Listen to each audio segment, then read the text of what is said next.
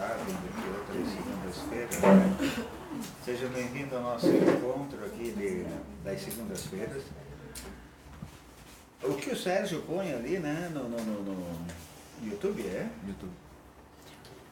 Se vocês acharem que há pessoas assim que possam se interessar por esse assunto, passem para essas pessoas, tá?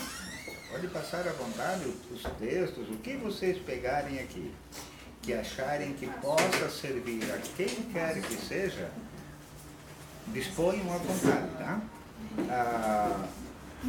A intenção desses, diríamos, desses, vamos chamar assim, né, de conhecimentos ou de ensinamentos, dessa tentativa de a gente ampliar aqui a mente das pessoas, é no sentido de melhorar as pessoas. Aonde houver pessoas, sempre há crenças limitantes. Porque todas as pessoas que nós somos hoje, criadas dentro dessa sociedade, assim diríamos, muito estratificada. Estratificada que é estratos, um extrato em cima do outro, né? Que nem fossem prateleiras de um armário. Dentro dessa forma de a gente pensar, há muitas maneiras, muitas ideias que foram colocadas, enfiadas com uma subtileza, com leveza dentro da nossa cabeça e que ajudaram a gente a ficar certinho dentro daquele espaço que a sociedade nos reserva. Olha bem como isso é escravizante, hein? Como isso escraviza, é mais escravista do que a escravidão que te prende numa sala, né, numa cadeia, ou te prende com... que é aquela escravidão que tu não sabes que és escravo, que tu estás a serviço de outras pessoas, que tu estás a serviço de uma ideia maior que não é a tua, que não é a tua escolha. Eu não sei se vocês prestaram atenção, foi gravado aquele exercício final da coisa. Naquele exercício final, outro dia, não sei quem foi que me disse, mas tu estás repetindo o exercício. Não estou repetindo, é sinal de que a pessoa que está fazendo não está levando a sério ou não está percebendo. O enredo é praticamente o mesmo e em cada exercício, por exemplo, nós fizemos uma vez, duas vezes, hoje vamos fazer a terceira. Hoje vai entrar, cada vez aparecem ingredientes novos.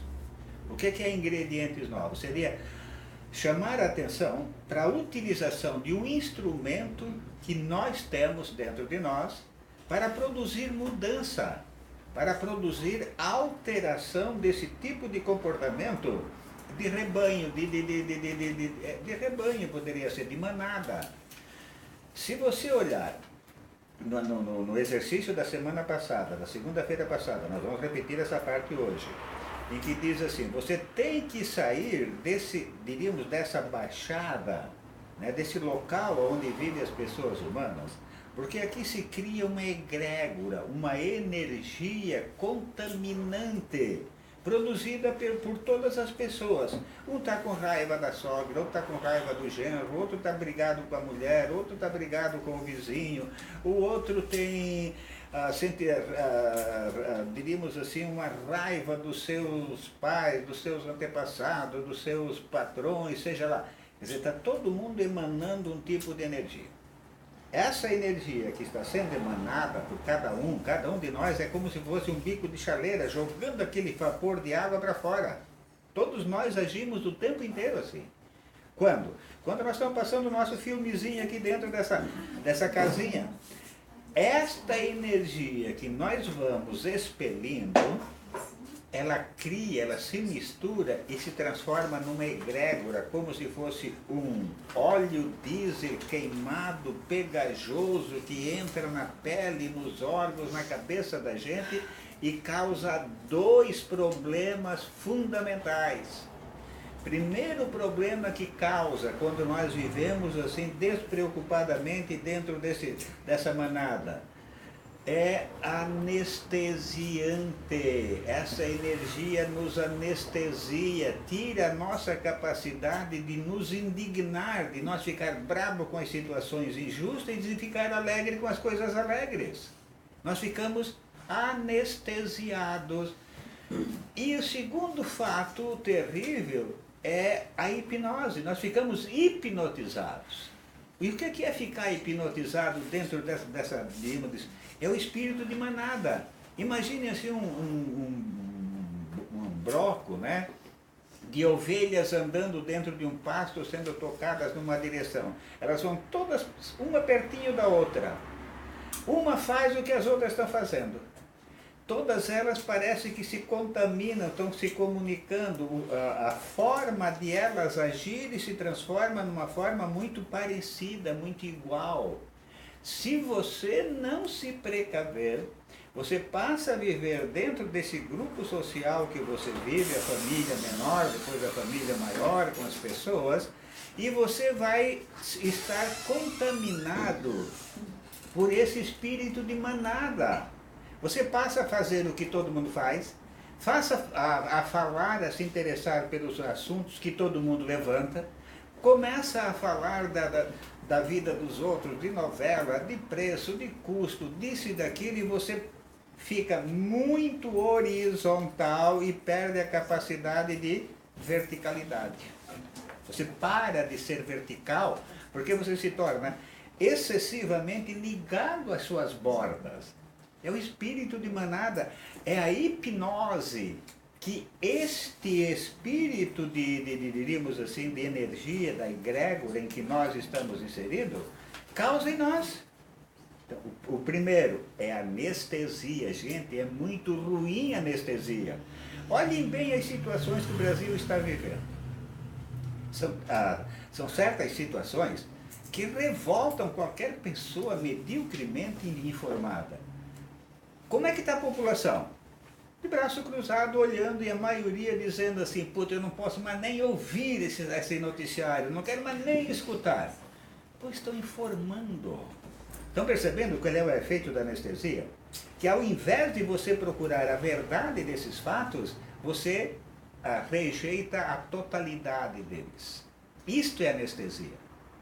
Anestesia, você perde a capacidade de ter sensibilidade, você fica dessensibilizado.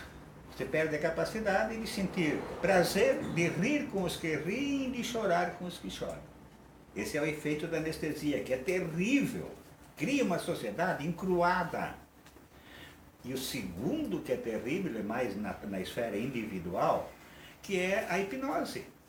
Saint Germain fala no livro de ouro dele o seguinte: se vocês conseguissem olhar aqui de cima, de onde nós vivemos, olhasse para a sociedade humana, aí vocês ficariam impressionados com as nuvens de energias de terror, de medo, de raiva, de rancor, de discriminação que existe. São energias densas, pesadas, que recaem sobre a consciência, sobre a cabeça das pessoas e as deixam totalmente hipnotizadas. Ou seja, de consciência alterada. O que é hipnose? Hipnose, sono, um sono induzido. Altera a consciência, quer dizer, você deixa de ser você.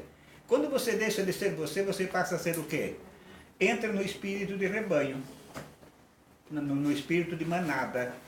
Você passa a fazer, ser, ter, pensar, falar, se interessar por aquilo que é o uso comum. Depois, no de hoje, né, nós vamos, entra lá, cria uma situação.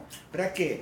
Você tem que subir aqui nos exercícios e chegar num ponto em que você se sinta como se você estivesse numa outra esfera, numa outra vibração, num outro patamar. Quando você se sentir nessa outra vibração, nesse outro patamar, o que é que vai acontecer agora? Que você pode usar um solvente. Mas depois nós vamos ver na hora do... Eu só chamei a atenção de vocês. Tudo. Não, esse daqui que tem aqui, ó.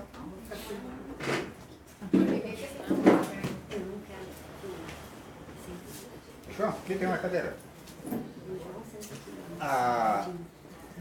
Eu estou colocando isso aqui para chamar a atenção de vocês no seguinte. Essas nossas reuniões, esses nossos papos aqui, têm esse sentido. De você ir armazenando leves princípios de conhecimento, de expansão da mente, para você construir construir uma escada com 33, diríamos, conhecimentos, sabedorias, percepções da realidade, de tal forma que você consiga ter um caderninho que vai ser feito por você, através do livrinho, e que você consiga se situar dentro desses 33 degraus, aonde é que você se localiza e por que é que você está marcando passo. Na segunda-feira passada, nós levantamos o seguinte fato. Na semana anterior, nós tínhamos colocado, qual era o degrau 4 ou 5 ali? Estabilidade e mudança, não é isso? Sim. Na segunda-feira passada foi? Proteção e perigo. Proteção versus? Perigo. De hoje, que degrau é? 7. Sétimo degrau? Então coloque lá, trem da agonia. Os advogados não gostaram da ideia, mas é assim mesmo, viu? Trem da agonia. Embaixo coloque entre aspas ou entre parênteses, que deve ser evitado. Esse trem da agonia, nós embarcamos nele quando nascemos, e se nós não tivermos alguém que nos chame a atenção, nós não vamos desembarcar dele até a última estação, hein? E é o trem da agonia. Trem da agonia. Eu espero que esses nossos 10 degraus, mais ou menos, antes de voltarmos para o livrinho, sejam profundamente compreendidos por vocês. As pessoas que se derem ao trabalho de compreender bem isso, e nós estamos dando aqui na linguagem mais, mais científica possível, pegando isso que é científico e trazendo para uma linguagem que todos dominem, sem falsificar. Tá? Então, o que nós vamos falar aqui é científico, dito de uma maneira simples, sem falsear. Quer dizer, nós não estamos dando um nó na ciência. É claro que nós vamos falar isso sobre o aspecto do que nós aqui entendemos, né? Se um cientista for pegar uma dessas palestras, ele vai fazer cara feia e virar o nariz muitas vezes. Só que o que nós dizemos não está errado, não. Pode ser dito com maior profundidade e feito mais pesquisas. Quando nós colocamos aí na aula passada, na segunda-feira passada, o título foi, que eu esqueci já? Proteção versus perigo. Proteção versus perigo. Ideia que tem que ficar bem clara, gente, mas veja bem. Para que a ideia fique clara para você, escreva com as suas palavras. Que quem escreve uma vez, estuda 5. Quer dizer, fica muito mais gravado. Quer dizer, a natureza, o corpo que nós temos hoje, ele é um corpo que está em transformação, em desenvolvimento. Ele é o definitivo? Para esse momento que nós vivemos, é. Eu não conheço nenhum homem mais bonito e mais elegante do que eu. Todos os homens têm esse formato. Das mulheres, essas que estão aqui, olha, né? Tá? Mas como é que vai ser a mulher, o homem, daqui a 5.000 anos? Ninguém sabe como será. Agora, tem-se uma certeza absoluta. Não será com o formato que tem hoje. Por quê? Porque está em evolução. Né? Aquela brincadeirinha assim que tem um pouquinho de malícia, mas ela é muito real. O que você não usa, a natureza atrofia. Quer dizer, quando você quebra um braço, engessa o braço durante 90 dias, você depois tem que fazer uma fisioterapia violenta para quê? Para reativar os nervos, porque houve o que ali? Houve diríamos assim, desvitalizou aqueles órgãos. Então, no corpo humano, nesse desenvolvimento, acontece exatamente essa lei. Aquilo que a gente não usa, vai atrofiando. Mas o corpo da gente, do que nós temos hoje, começou assim? Claro que não. Não foi assim. Nós somos fruto de toda uma evolução. Ideia principal para você guardar. A vida começou no mar com elementos, ou com, diríamos, bactérias unicelulares, de uma célula só. Olhe bem, cada um, não nós, mas a raça humana, a vida sobre a Terra começou lá. Incrível que essa célula, né, esse ser unicelular que saiu do mar para depois ir se desenvolvendo, à medida que as necessidades iam aparecendo, ele ia agregando mais e mais células e foi constituindo um conjunto multicelular de muitas células que fossem respondendo às necessidades que a vida em terra, ou no mar, ou no ar, ia oferecendo. A vida ia se tornando cada vez mais complexa, a vida ia se tornando mais difícil, e para fazer frente a essas dificuldades e problemas que os seres vivos iam enfrentando, teve que ir agregando mais e mais células e desenvolvendo uma série de órgãos encarregados de funções específicas. Sistema urinário, sistema digestivo, sistema respiratório, sistema reprodutivo, e um conjunto todo necessário para que esse ser conseguisse viver num mundo que estava em contínua alteração, mudança, e ele precisava permanecer estável. Então, o corpo tinha que permanecer estável, inteiro, vivo e funcionando. Para que ele mantivesse essa característica, alguma coisa dentro dele teve que mudar, tinha que mudar. Por que tinha que mudar para ele conservar-se inteiro? Porque a natureza em que ele vivia era muito perigosa, se alterava continuamente. Essas alterações que acontecem dentro do nosso corpo, olha lá, 99,9% delas, sem que nós saibamos que está acontecendo. Nós não temos consciência de que estão acontecendo, mas estão acontecendo. Elas podem criar a nossa felicidade e o nosso inferno. Êxtase ou, diríamos assim, pavor, quer dizer, ou agonia. Essas atividades que acontecem sem que nós saibamos, sem que nós tenhamos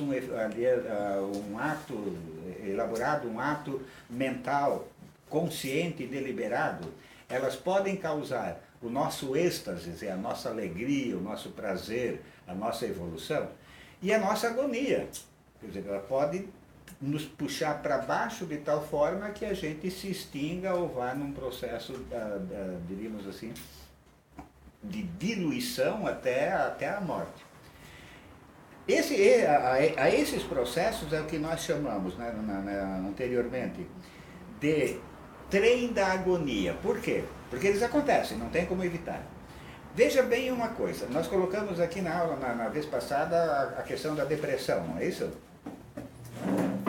Deixe bem claro para vocês o seguinte: o que é ansiedade? Olha o processo descrito de uma maneira bem simples. Depois, vocês ouçam e depois escrevam da maneira que você entendeu.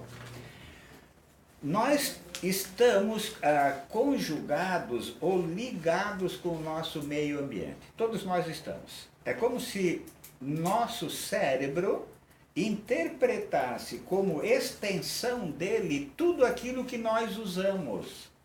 Vocês já perceberam, se você tem uma caneta, o relógio, a máquina, o celular, e é seu e está ali. Alguém chega e pega, você já olha e, se possível, se você puder, né, vai dizer, ó, deixa aí que é meu.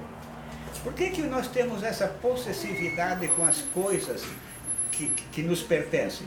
Porque o nosso cérebro interpreta como extensão dele tudo aquilo que nós contactamos, que nós mexemos, que nós temos trato diário. Então, esses objetos passam a fazer parte de nós.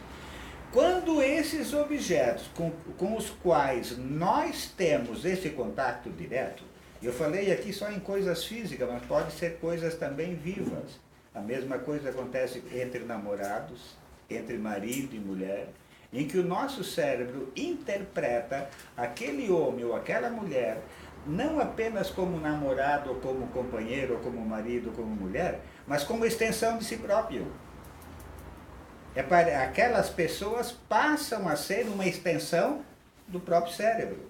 Então, o que acontece com essas pessoas, o que é que vai ocasionar na pessoa, no cérebro?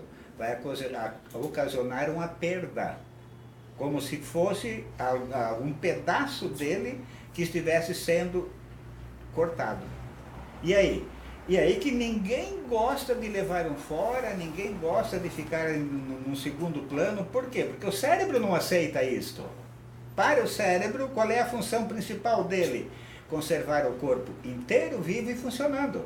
Se ele perde um objeto ou um ente querido, o que aconteceu?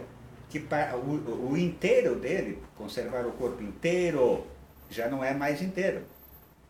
E ele começa a morrer, ele começa a definhar. Então dá uma consequência, diríamos, emocional muito forte que pode causar uma série de transtornos. Mas vamos ver mais adiante de que as doenças psicossomáticas, talvez a mais cruel delas todas, o câncer, é exatamente o instante em que uma parte, o corpo como um todo, tem consciência clara de que perdeu um pedaço.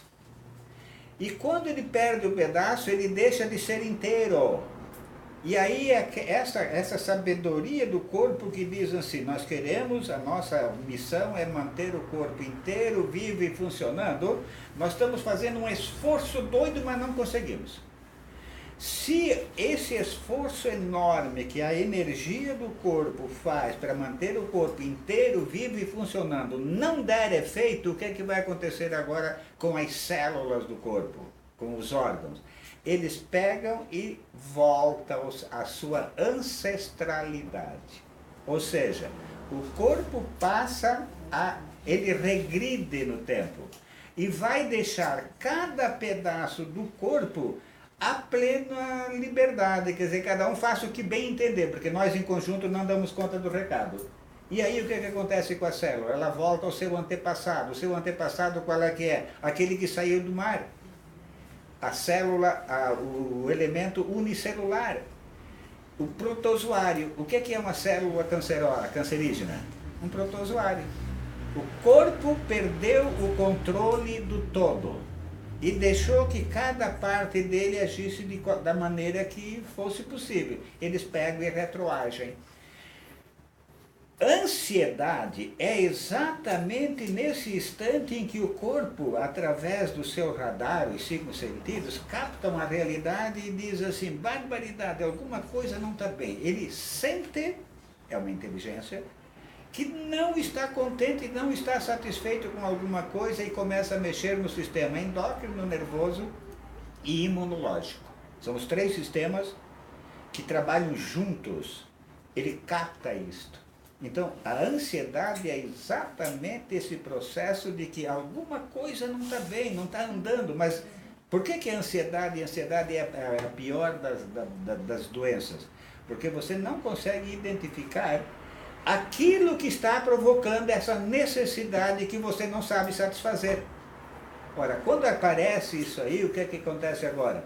De que o seu corpo fica totalmente em estado de tensão, de alerta, estado de ou lutar ou fugir, como se aparecesse um inimigo na porta e você tem que decidir, ataco ou fujo.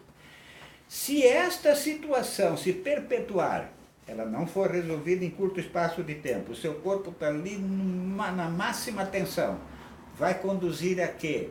Vai conduzir àquele estado de tensão que não passa, ou que se chama, quando a ansiedade perdura por um tempo indeterminado, um tempo mais longo, ela simplesmente muda de nome, deixa de ser ansiedade e passa a chamar-se, é uma questão só de nomenclatura, de estresse.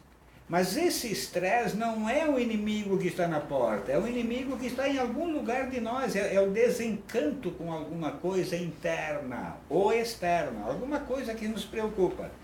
Esse descontentamento, essa necessidade perpetuada se transforma numa luta que você não consegue nem lutar nem fugir. Por quê? Porque você não consegue determinar.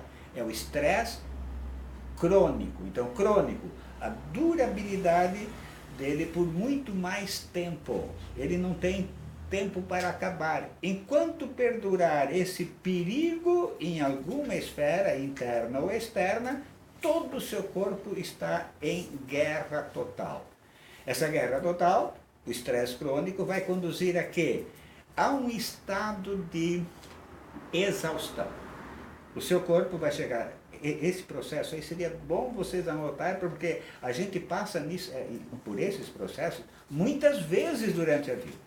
Quer dizer, quando você chega assim, no final de um trabalho, ou no final de uma tarde, ou no final de uma semana, e você senta, vê uma porção de coisa que você tem que fazer, que você sabe fazer, que você não tem como transferir, mas você não vai fazer. Você não consegue fazer. Você sabe fazer, sabe que vai ter que fazer, sabe fazer, mas você e não vai transferir, quer dizer, quem vai ter que fazer é você, mas você não vai fazer. Por que você não vai fazer? É preguiça? Preguiça é uma maneira, é um nome, né, que foi cunhado, acho meio infeliz. Na realidade, você está sem energia para executar. Que estado é esse? É um estado de exaustão. Quem é que está exausto? Está exausto é a sua psique, o seu corpo, a inteligência do seu corpo. Quando ela se exaure, né, a inteligência do corpo fica sem energia, fica exaurida, como é que está aí a estação? A primeira estação que vocês colocaram foi a qual? Foi a ansiedade? Ansiedade. Ansiedade. A segunda estação? Estresse. Estresse. Agora, a terceira ansiedade, a terceira estação, estresse crônico. Olha que hoje é o trem da agonia, né? Nós vamos ver se vamos até a estação final, não sei se vai dar. Estresse crônico. Todo mundo ficou com a ideia clara do que é estresse crônico agora? Estresse crônico, o que é? É um estresse, é uma preocupação, é uma necessidade que você não consegue parar, que você não consegue eliminar, que você não consegue satisfazer.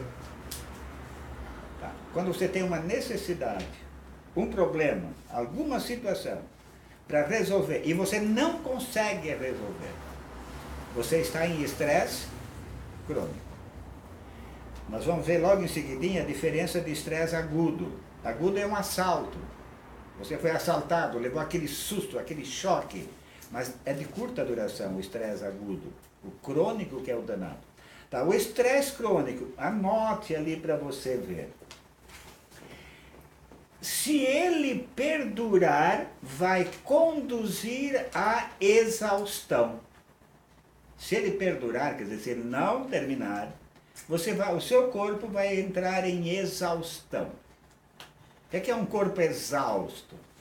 É mais do que cansado. Não é só cansado. Cansado se você para, descansa, come, né, toma uma água, você se recompõe. A exaustão não. Exaustão é a perda da energia vital do organismo. Perda da energia vital, aquela energia de vida que põe você em funcionamento. Perdeu-se, exauriu-se, acabou. Que perda da energia vital do seu organismo. Neste ponto aqui, gente, agora, fique bem tranquilo para entender o seguinte. Quando o seu corpo está num estado deste, qual é a capacidade que ele tem de raciocinar? Nenhuma. Ele não tem vitalidade. Por quê? Olhem bem, se eu fosse vocês, até seria bom vocês escreverem para vocês entenderem. Todo estresse começa no cérebro. Escrevam ali que vocês vão entender bem melhor depois. Todo estresse começa no cérebro. Podia ser a letra A. Letra B. Letra B. O cérebro alerta o corpo para reagir. Quer dizer, todo estresse começa no cérebro. O cérebro percebe o problema. O cérebro depois alerta, né, dá uma ordem para que todo o corpo entre em ação. Tá? 3. O terceiro, né, o terceiro item ali. O corpo em movimento não resolve o problema. é a luta entre ali os vários sistemas. Não resolve o problema. Outro ponto, esse é o terceiro, quarto. O cérebro perde o controle do corpo. Quer dizer, o cérebro estava administrando. Agora o cérebro perde o controle. E a última parte seria: o corpo agitado ataca o cérebro. Quer dizer, o cérebro é atacado pelo corpo agitado, descontrolado. Aqui está em síntese o trem da agonia. Nós estamos só na terceira estação por enquanto. Ficou bem claro aqui para vocês? Veja bem, eu estou muito interessado em que vocês fiquem com pensamentos bem simples, mas bem claros. Primeira coisa, você está num ambiente e você percebe pelos sentidos, ou pelo sexto sentido, que alguma coisa não está bem. Então você entra dá um processo de ansiedade. Essa ansiedade não cessa. Ela prolongada, ela se torna, ela muda de nome. São todas síndromes de ansiedade, né? Todo o trem da agonia são síndromes de ansiedade, porque a ansiedade é a tecla permanente. Apenas vão mudar de nome para efeitos, diríamos, de mais de aprendizado do que de mais efeito didático do que real. Quando a ansiedade não passa, ela deixa o seu corpo em estado de guerra. Esse estado de guerra perdurando, o que vai acontecer agora? É o estado de estresse crônico, aquele estresse que você tem um problema para resolver e não consegue resolver. Tá? Para entender agora, como é que isso aí se processou? Veja lá, tudo que acontece ao nosso redor e dentro do nosso corpo, o nosso cérebro tem conhecimento. Mesmo que não objetivamente. Tá? O terceiro cérebro, o executivo, né? Ele não toma conhecimento de muitas coisas, mas o nosso cérebro base toma conhecimento de tudo. Então, toda agitação começa no cérebro. Tá? Quando o cérebro percebe alguma coisa no contexto, o que é que ele faz? Ele dá ordem para o corpo reagir, vencer. O cérebro coloca o corpo em movimento. Quando o seu corpo está em movimento, quer dizer, você está agitado, está mexendo, então você está num estresse bem violento e você está resolvendo o problema, o pitbull está ali, você está resolvendo se você ataca ou se você foge dele. Quer dizer, o cérebro percebeu o perigo, colocou o corpo em funcionamento, o corpo está em funcionamento, mas o pitbull não vai embora, dorme com você, mora com você, vive com você. O que é que vai acontecer com o seu corpo? Ele entra em exaustão, ele acaba a energia vital.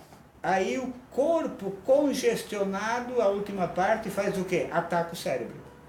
Como é que fica a sua capacidade de raciocínio? Nula. Quando você está muito estressado, muito cansado, qual é a capacidade que você tem de resolver problemas? Nenhuma. Quer dizer, o corpo convulsionado, na última etapa, ataca o cérebro, que é lá na frente o que nós vamos ver com doenças mentais. Quer dizer, são as doenças que atacam o cérebro e deixam você no estado, diríamos assim, bem delicado. Não é que sejam fatais, mas são muito delicados. Aonde nós estamos agora? Vamos ver, do estresse crônico. Quando esse processo começa a acontecer dentro do nosso corpo, vejam lá, nós estaríamos aqui no terceiro. O cérebro pôs o corpo em movimento. O corpo em movimento, né, entrou diríamos, numa agitação muito grande. Qual é o processo que acontece que nós percebemos dentro do nosso corpo? Como é que o cérebro põe o corpo em movimento? Primeiro, percebe. Segundo, manda as glândulas produzirem enxurradas de hormônios e coloca na corrente sanguínea. Então você, quando vê, por exemplo, se alguém visse esse anjo caindo aqui agora, você sem querer você daria um pulo. Note que isso aqui não é uma inteligência racional, é a inteligência do corpo, não deu tempo de nós raciocinarmos. O que é que o cérebro fez? Percebeu que alguma coisa estava mudando no ambiente, deu uma ordem eletrônica e química para que as glândulas produzissem uma enxurrada de hormônios e deixassem os nervos da gente assim, ó. Quando os nervos da gente ficam assim, o que é que aconteceu agora? Que você criou uma mudança muito grande dentro do seu organismo. O seu corpo todo está como se estivesse numa praça de guerra. Esta praça de guerra está movimentando quem? Principalmente os dois sistemas que podem diríamos, começar a brigar logo na frente. O sistema endócrino e o sistema imunológico. Endócrino é o combustível, são os hormônios. E o imunológico são o sistema de defesa do nosso corpo. Sistema de defesa são aqueles glóbulos brancos que vêm aqui para a pele e ficam aqui para defender se a gente tiver um ferimento, coisas assim. O sistema imunológico, ele aguenta um pouquinho de tempo em alta tensão, ele não aguenta muito tempo. Então o sistema imunológico, o sistema de defesa, uma vez atacado, se você passar a manhã inteira nervosa, brigando com alguém, fique tranquilo que o seu corpo vai ter um desgaste violento e pode haver início de uma doença psicossomática. Por quê? Porque o seu sistema imunológico, que estava aqui na periferia da pele, os pelos arrepiados, né, os olhos arregalados, as orelhas em prontidão, porque o organismo todo se prepara para lutar ou fugir do perigo, o que aconteceu? Porque ele não aguenta uma manhã inteira armado assim. Ele não consegue se manter assim. Ele fica, vamos dizer, das 8 às 10 da manhã armado. Depois das 10, o sistema imunológico começa a desligar. Mas o sistema hormonal não. O hormonal são os hormônios produzidos pelas glândulas, elas continuam fazendo todo o alvoroço interno, jogando combustível no sangue e no corpo. Ora, quando esse combustível está sendo transformado, mexe basicamente com o quê? Com o fígado. O que o fígado faz? Pega gorduras e transforma em açúcares, que são os combustíveis do sangue. Ora, se o seu corpo agora começou a produzir determinados ingredientes que vão, diríamos assim, produzir energia para o seu corpo aguentar ou persistir naquele estado de alerta total. Quando ele começa a fazer essa transformação de uma substância em outra substância dentro do seu corpo, cuidado que, se isso se tornar um hábito, você vai ter problema logo na frente com o quê? O que é o açúcar? O açúcar vai dar o quê? As diabetes. Você vai ter problema de diabetes logo na frente. Por quê? Porque alguns órgãos do seu organismo se encarregaram de transformar. Eles fazem isso, mas lentamente, na quantia e no momento adequado. No momento de estresse, isso é feito de prontidão e em grande quantidade. Você está agora mexendo com o quê? Com o funcionamento dos órgãos do seu corpo. Deu para entender o início de uma das múltiplas doenças psicossomáticas? Quer dizer, começa aqui por quê? Porque seus órgãos agora, dentro de um estado de estresse, começam a produzir uma série de ingredientes que lhes são inerentes, mas cuja quantidade não está dentro do regulamento que o organismo deveria manter. Segunda coisa, como é que são diríamos, essas moléculas de defesa do nosso organismo? São as moléculas brancas e pegajosas. Quando elas param de vibrar, elas grudam nas veias e grudam na pele, onde elas estiverem. Olhe o início da maioria absoluta das doenças cardiovasculares. Cardiovasculares, o que é? Não é uma plaqueta lá na veia do coração? Não tem que fazer isso, a veia está entupida, a veia... Onde é que começa isso? Olha onde está o começo. O começo está aqui, em você ficar super nervosa, braba, brigando, né? Você, pessoa braba, então, brigando das 8 da manhã às 10 da manhã, ao meio-dia.